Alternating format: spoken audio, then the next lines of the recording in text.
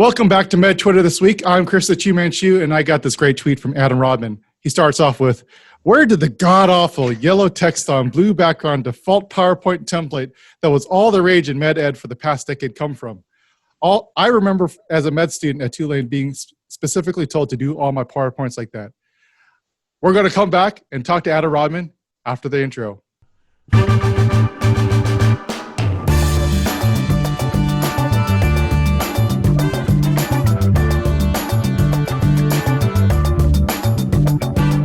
Welcome back to Med Twitter. I have Dr. Adam Rodman. Hey there, Adam.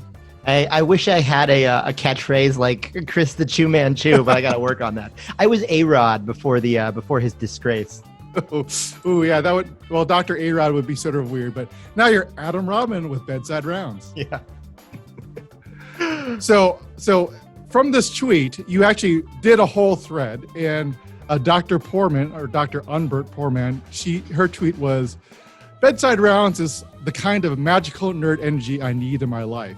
So tell me, can you talk a little bit about how you started thinking about this PowerPoint and then your mad rush to do this deep dive while you're putting your kid to bed and then running a whole thread afterwards? Yeah, right. So that's exactly what happened. I was sitting at my couch and I just tweeted this out because I was curious where it came from. And then somebody sent me a paper from 1975, an entomology paper. And I was like, what? A paper about entomology about blue and yellow slides from 1975. And while my wife is like, "Adam, what are you doing on your phone?" I start to like pull these papers from the 70s about making slides for academic presentations. And then I spent the next 2 to 3 hours just digging deep into the history of making physical slides and then how that all transferred into digital slides in the early days of what was called Harvard Graphics. That was like the first big slide presentation program. And then going into Lotus Freelance and PowerPoint. And yeah, also I was getting help from people like Brian Carmody sent me a helpful article from the early 1980s. And I worked on this just because I was interested for like 3 hours after my kid went to bed. This is how I spend my free time. So I was like, I should do something productive like with this. So I wrote a Twitter thread. Oh, it's just absolutely crazy. Absolutely crazy. So, I mean, this yellow and blue is pretty popular. I mean, I even have it on these types of things. Which edition is that? Oh, I have every single one of them. I think this is actually, this is the Pocket Primary Care, which I think might be actually the first edition of that version. But I mean, I remember the yellow and blue. I mean, I used it. I mean, it is pretty garish. So, oh, it looks terrible. So the reason that I started this, I actually I went to Tulane. So Jeff Weiss still is the internal medicine program director, and he gave all the med students a talk. And literally, he told us, like, again, I wish that Jeff was here because I feel like I'm not attacking him, but he really did tell us this. And he was like, if you do a presentation, it needs to be yellow on blue. That is the way you look professional. And I just naively was like, yes, yellow on blue. I want to look professional. And I never thought about why. And the answer is actually pretty interesting. Well, I do remember like when I would code, and so I did some Q Basic too when I was younger, and there was a lot of MS-DOS, so there was a lot of blue backgrounds on that too, but a lot of it was gray or yellow on blue. Yeah, all that came out of actually really interesting, so in the very early days, so we're talking like the early 1980s, teletext was all the rage. So that's basically a commercial television with text on it from the internet, not the World Wide Web didn't exist, but there's like live data through a phone line coming into your TV. And there were really interesting studies about the best way to make that data visible. And yellow and blue was not the only combination. There were lots of combinations that were visible, but it was one of them. And it became pretty popular in the early 80s. You talked a little bit about Kodak in your thread. I think it's funny since Kodak's all the rage nowadays for other reasons. Wait, Kodak is all the rage? Why? Well, Kodak, didn't they just score like a big thing with the government so they can make generic medications? Really, Kodak, the telephone, the camera company? The phone company? Yeah. No way. I could be wrong. Now, people can correct me in the comments or in the thread, but I'll try to find some resources on that. But I could have sworn I heard like Kodak, they announced that Kodak was going to help with generic medications. I think hydroxychloroquine would be one of them. And like the stock market's like just went crazy. So Okay. Well, Kodak needs the help. I mean, they were one of the most dominant, innovative companies in the world for what, like 50, 60 years. So right. Same with Xerox. Yeah, same with Xerox. So Kodak, obviously the Kodak Carousel was the original slide presenter, and these are actual physical slides. These are 35 millimeter Kodachrome slides. And it was released in the 60s, and very quickly people did presentations on the slide projector. But as you can imagine, if you are staring at a slide with a white background or a clear background, you're just staring at a bright light. It's really hard to see. So pretty early on, actually by the early 1970s, people were literally using watercolors to paint in the back of their Kodak slides, or highlighters as well. But using the blue developing solution, the Dasio developing solution, by the mid 1970s kind of became standard to make them more visible. And it's something that everybody had on hand. So you're in a position where like by the middle to the late 70s, pretty much everyone was doing these presentations with a blue background, which is pretty cool before my time. So out of all your research, what's your biggest takeaway out of this? Is there anything that you're going to do differently or change from all your research? Oh, no, I haven't actually used the blue and yellow. Actually, it makes me appreciate it more. So I'm going to throw some in for fun now. So just your historical slides will be on yellow on blue. Yeah. I think my takeaway from it is that in medicine, we like to pretend that we're really scientific and we use evidence for things, when in fact, I think doctors are incredibly, we were talking about this before we started recording, but we're incredibly traditional and conservative and like to do things just because they've been done. In my thread, I actually talk about it being path dependence, right? I mean, the reason fundamentally that we use the yellow on blue stretches back to decisions that were made in the 1970s with like a carousel film projector. And it got to the point that I was told like, this is the way it has to be done. But there's really no good reason for it, and no one interrogated that. And this is a very silly thing, right? Ultimately, it's just kind of interesting to know where the yellow and blue comes from, but it's also thought-provoking, because what other things do we just take for granted? And we look very confident, and we tell our patients like, you have to take this medicine. But in many cases, arguably maybe most cases, the evidence for that is about as strong as yellow on blue. Speaking of evidence for things, there was another thread. Now you've been all over the place in the last week or so, Adam.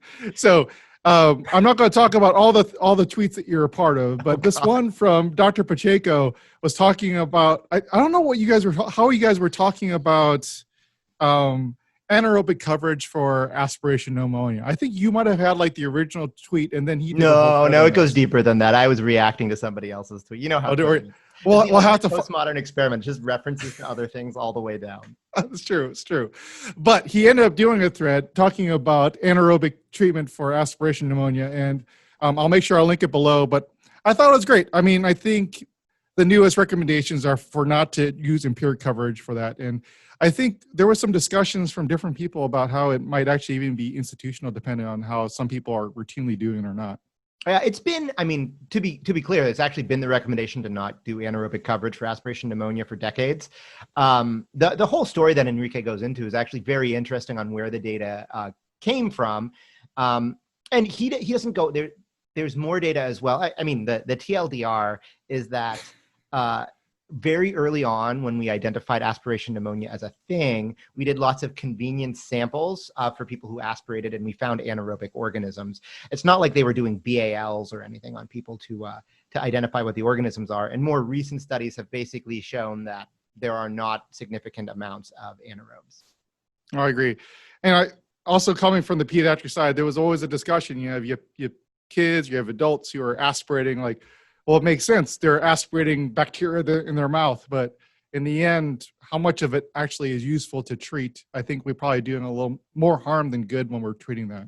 Yeah, it's the same boring stuff that causes every other pneumonia, right? When you look at what causes aspiration pneumonia, it's the same. I mean, all pneumonia they're organisms that live in our mouth. Right. All right, so I'm going to share a couple of my other favorite tweets from the week. The first would be, actually a couple of them were related to Dr. Kimberly Manning. So she had a recent piece in Journal of Hospice Medicine. Actually, it was a couple months ago, but it was resurfaced in the last week that I'd actually missed it the first time. But I'll share people about that. It's about advocacy. And as a follow-up, actually, Dr. Shamir Shah had like a really great thread talking about advocacy, people of color. So I would encourage people to check both the article and the thread from Dr. Shah as well. And then Dr. Kimberly Manning also had a really beautiful thread about medical error. It's just a great read, just like everything else that she presents. She's just wonderful and just constantly educating all of Twitter, MedTwitter, being the mentor and also sharing her own experiences. Yeah, to say that Dr. Kimberly Manning had a great thread is redundant. Those two things are synonymous. Oh, so it's true, so true. I think there's a handful of people who I just routinely just mention all the time on the show, and Dr. Kimberly Manning is definitely one of them, as well as Dr. Tony Brew and Dr. Yavi Cooper. I mean, I could probably just have one section for all their stuff every single time. You mean basically our friends? Yes, our friends. So speaking of Tony Brew, he also had obviously a master class in the thirst mechanism. I don't know. Did you learn anything good from that, Adam? Oh yeah, it was so cool. I mean, the whole idea is like when you drink water, your thirst is quenched, even though your serum osmolality hasn't changed yet, and why that is, and then evolutionarily why that might be. And it's so fascinating. I think Avi was the one who pointed out the evolutionary connection, right? Yes. You're at the watering hole. You don't want to have to wait until your serum osm's correct before a lion eats you. And then, I don't know if I would ever have thought of it that way, but it's just fantastic. I just had Avi on last week, so I really encourage people to check that episode out. And then on to some more fun things. Well, they were all fun. So funner things. Dr. Glaucom Flecken had another. I think it was a TikTok video. I can never tell these days. They're always. It was a TikTok video. We're both millennials. So as a millennial, yes, a little out of touch with Gen Z, it was a TikTok video posted to Twitter. And it was on Members Move Medicine, which I don't know if most people know, but that's like the motto for the AMA. Are you a member of the AMA? I am not either. And at some point, I think what pisses me off is the fact that I get so much spam email and letters from them that almost to a degree, like I just don't want to do it. I know I have a lot of great friends and colleagues who are active members in the AMA, and I think they do a lot of other good things for doctors. Just for me, I've had a lot of personal issues with the AMA, and maybe one of these days they might change my mind. But I think the first thing they could do is probably save some trees by not sending me mailers like literally every other week. So I don't know about you. If you continue to get lots of emails. Oh my God, they're so good at it. Like they send mailers that look like different things. Sometimes they have like fake handwriting on it. And I turn it over and I think it was a 300 North Wabash in Chicago. So I just see that and it's like recycling. So you hear that, AMA? If you want to convince me to come back to become a member, maybe try not to kill as many trees as you have been. They do not hear you. I really wish they would. I think we need good advocacy in medicine, and for some reason, I just don't have any really trust in the AMA. But they'll probably change my mind. Team ACP, American College of Physicians. I'm totally with you. FACP. Yeah. Oh, yeah. Full disclosure, my podcast, you can get CME for listening from the ACP. So maybe I'm a biased source, but the ACP is actually awesome. And then, so last of my favorite tweets of the week was from Dr. Andre Mansour.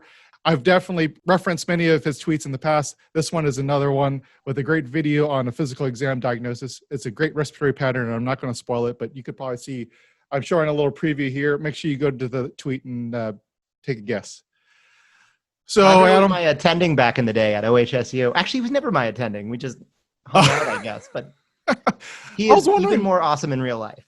Yeah, I was wondering about that. We have so many people, like internal medicine. There's so many different interactions, and so like we all know each other. And I just had Avi Cooper on, who he when he was at Beth Israel, I think he said that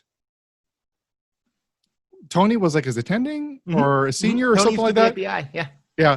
So I mean, like everyone seems to be connected on a level, and that's why I have so much fun in this space. Everyone's my friend. I can always find a guest to come on the show. That's why I was so disappointed about the ACP national meet. I mean, it was kudos to ACP for canceling. It was definitely the right thing to do. But like going to those national meetings is so much fun. Oh gosh, I was going to go to SGIM this year too. Oh yeah, I couldn't make it, but we did that session together anyway. So we did record a session for SGIM, and I don't know if that's going to be publicly available at some point, but if it is or will be, I'll make sure people know about it. Oh yeah, It was on scholar updates updated in digital scholarship. digital scholarship, and I think it's going to be an annual talk.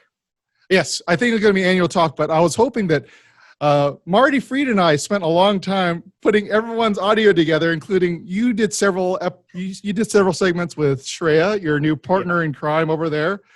And what were your topics that you guys discussed? Paul, I did it with Paul Williams. You did one with Paul. We talked about innovations in particular, like cool things, and we talked actually about Kimberly Manning, who has really like taken the tweetorial. Tweetorials have been didactic primarily, and she has kind of melded narrative medicine with didactic tweetorials in such a powerful way. It was such a fun thing to put together. We had like you, Sherry Trevetti, and all the Curbsider guys. We had Dr. Uncle Bob. We had everyone. Reza, Reza. Oh, that was good. It was a really fun time. So it was sort of like all-star cast, and I think hopefully SGIM really enjoyed what we put together, and hopefully one of these days we'll be able to share this publicly with everyone.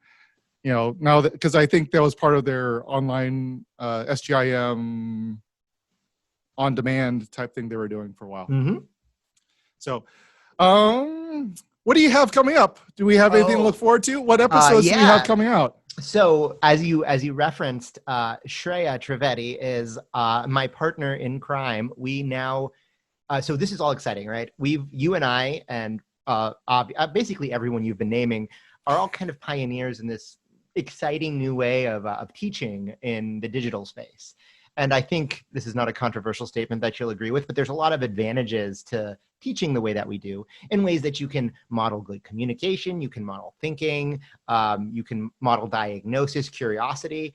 And in that vein, Shreya and I have launched the IMED initiative at Beth Israel Deaconess Medical Center. So both a research and advocacy group. And we have some exciting stuff coming up. We've got we're going to have an annual conference later this year. It's going to be online only, so everyone will be able to come because, COVID-19.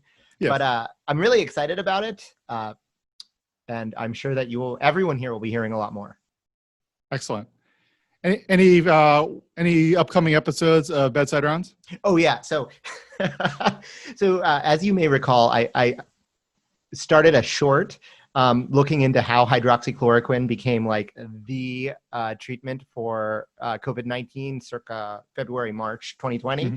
And that short has now turned into a 4.5-hour miniseries. So part 3 of that that involves the Spanish flu and talking about some of the historiographical controversies around the Spanish flu is coming out later this month. And then the final part, talking about epistemology, like how we know what medications work and going all the way up to COVID-19 with Rahul Ganatra is coming out next month.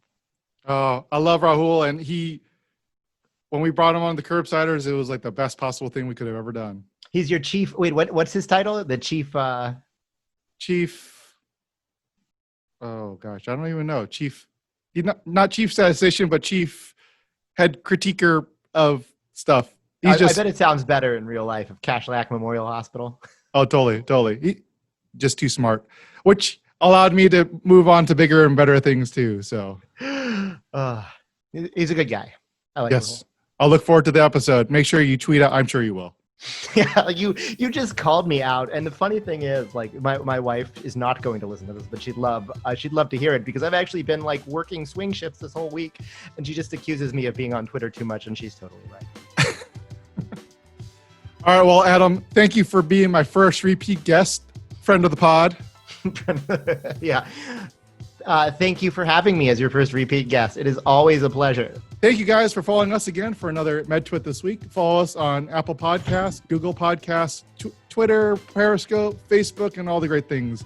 Comment, like, subscribe, do all the great stuff that you have to do on the platforms. Have a good one. Bye.